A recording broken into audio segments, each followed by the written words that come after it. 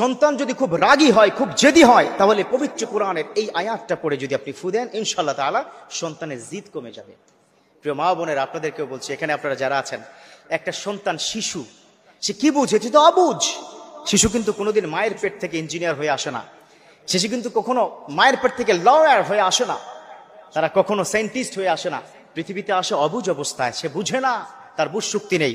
Medical science, বিশেষ করে সায়েন্টিস্টরা, সাইক্রিস্ট যারা মনোবিজ্ঞানী, তারা কি বলছে একটু মনোযোগ দিয়ে শুনবেন। দুনিয়াবি কিছু কাজ করতে হবে, অবশ্যই আপনি ওই সূরাতু আলে ইমরানের 83 নং আয়াত পড়ে আপনি ফু দিবেন। সূরাতু আলে ইমরানের 83 নং আয়াত পড়ে আপনি ফু দিবেন। এই আয়াতটা আমি পড়ে শোনাবো ইনশাআল্লাহ তাআলা।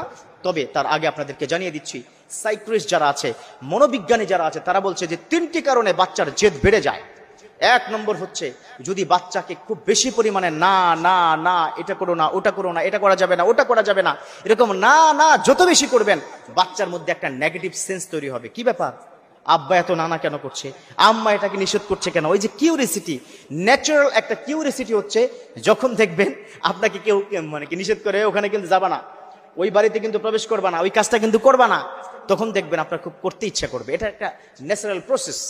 সো এই কাজটা বাচ্চারা যেন কোনো কারণে এটা যেন নাকি না বুঝে, কেন আব্বা কেন আম্মা আমাকে না না করছে। এই 1 নম্বর কারণে বাচ্চা জেদি হয়। 2 নম্বর কারণ হচ্ছে, বাচ্চাদের সাথে যদি আপনি স্ল্যাং ল্যাঙ্গুয়েজ অথবা তার গায়ে হাত তোলেন।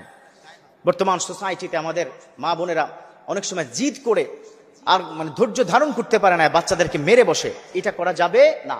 3 নম্বর হচ্ছে, কোনো কাজ যদি বাচ্চাকে জোর করে করানো হয়, সেই বাচ্চা প্রচুর পরিমাণে জেদি হয়। জোর করে করাবেন না, খেতে চাচ্ছে না, মেডিকেল সায়েন্স বলেছে, ডক্টররা বলছে আপাতত খাওয়াবেন না, 10 মিনিট পরে খাওয়ান। না, তোকে খেতেই হবে, তুই না খাইলে কি হবে, এটা করা যাবে না। অতএব এই জোরপূর্বক এই কাজটা করবেন না।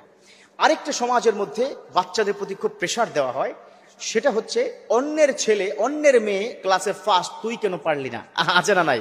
এ ধরনের আন্ডার প্রেশারে তাকে রাখবেন না, তার মধ্যে দেখবেন অন্যদিকে একটা রিয়েক্ট তৈরি হবে। সো এই কাজটা কিন্তু করবেন না। বর্তমান সোসাইটিতে বাবা মায়েরা এই ভুলগুলো করে যান, এই ভুলগুলো করে ফেলেন, এটা করবেন না। বিশ্বনবীর পাশ দিয়ে যখনই কোনো শিশু সন্তান যেত, তিনি তার মাথায় হাত দিয়ে হাত বোলাতেন, তার জন্য দোয়া করতেন। এটাই হচ্ছে বিশ্বনবীর সহি তরিকা। তাকে আদর দিবেন, একটু ভিন্ন টেকনিকে তাকে বোঝানোর চেষ্টা করবেন, জেদ কমে যাবে।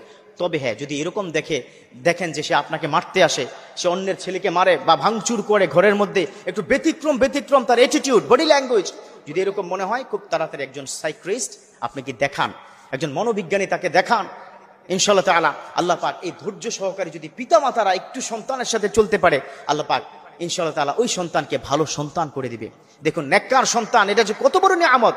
আমার বিশ্বনবী তিনি বলেছেন, ইযা মাতাল ইনসান ইনকাতা আনহু আমালুহু ইল্লা মিন সালাত।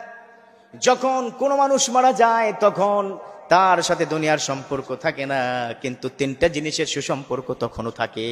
আপনি কবরে চলে যাবেন, তখনও 3টা জিনিস সব আপনার আমল নামায় যাবে। 1 নম্বর হচ্ছে, ইল্লা ওয়ালাদুন সালিহুন ইয়াদউ লাহু, নেককার সন্তান তার জন্য দোয়া করবে। তো এই যে সন্তানটা আপনার, এটা নেককার হয়েছে কিনা বা হবে কিনা, এজন্য আল্লাহর কাছে সাহায্য চাইতে হবে। সূরাতু আলে ইমরান, কি মনে আছে তো কি বলছিলাম? সূরাতু আলে ইমরানের 83 নং আয়াতে রব্বি করিম স্পষ্ট করে বাচ্চাদের সম্পর্কে এই বিষয়টা তিনি কিন্তু স্পষ্ট করে কি বলে দিয়েছেন, এই বাচ্চাদেরকে আপনি সূরাতু আলে ইমরানের 83 নম্বর আয়াত পড়ে ফু দিবেন। অ্যাপস আছে না এই ছেলেরা? অ্যাপস আছে তো? অ্যাপসের মধ্যে ঢুকে সূরাতু আলে ইমরানের 83 নং আয়াতে এভাবে, আফাগাইরা দীনাল্লাহ ইয়াবগুনা ওয়া লাহু আসলামা মান ফিস সামাওয়াতি ওয়াল আরদ তাওআন ওয়া কারহান ওয়া ইলাইহি ইরজাউন। এই আয়াতটা সূরাতু আলে ইমরানের 83 নং আয়াতটা পড়ে বাচ্চাকে ফু দিবেন। আরেকটা দোয়া শিক্ষা দেই, আরেকটা দোয়া হচ্ছে সূরাতুল ফাতিহা। এটাও কিন্তু দোয়া, যেমন সূরা তেমন দোয়া। এটা পড়ে ফু দিবেন, ইনশাআল্লাহ তাআলা ধৈর্য ধারণ করবেন, বাচ্চাকে মারবেন না, অতিরিক্ত জেদ দেখাবেন না। আপনি একটু ধৈর্য ধারণ করলেই বাচ্চা দেখবেন সুসন্তান হবে, নেককার সন্তান হবে। আল্লাহ পাক আমাদের পৃথিবীর সকল বাচ্চাদেরকে সুসন্তান, নেককার সন্তান হওয়ার তৌফিক দান করুক, আমিন।